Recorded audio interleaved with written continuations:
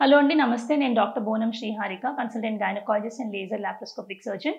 ఇవాళ మనం ఏ టైంలో భార్యాభర్తలు కలిస్తే ప్రెగ్నెన్సీ వచ్చే ఛాన్సెస్ ఎక్కువ ఉంటాయి అని దాని గురించి మాట్లాడుకుందాం.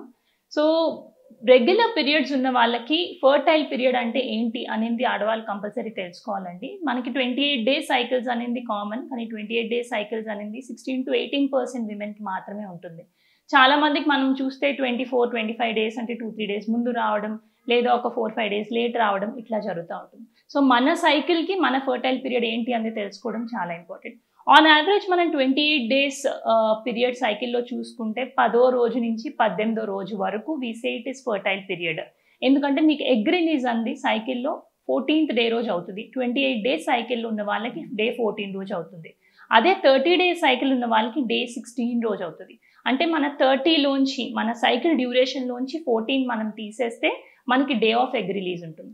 ఎవరికైతే 40 డేస్ సైకిల్ ఉందో వాళ్ళకి మనం 14 తీసేస్తే అంటే డే 26 రోజు ఎగ్ రిలీజ్ అవుతుంది. సో రఫ్లీ మనకి ఎగ్ రిలీజ్ డేట్ అనేది ఐడియా వస్తే ఆ డేట్కి మనం we can tell that 1 week ముందు నుంచి 1 వీక్ తర్వాత వరకు ఇస్ యువర్ ఫర్టైల్ పీరియడ్, ఆ టైంలో కలిసి ఉండండి అని చెప్తాం. సో సే 28 డేస్ సైకిల్ ఉంది అన్న వాళ్ళకి 10వ రోజు నుంచి 18వ రోజు అని మనం అనుకుంటున్నాం, because day 14 is the day of egg release.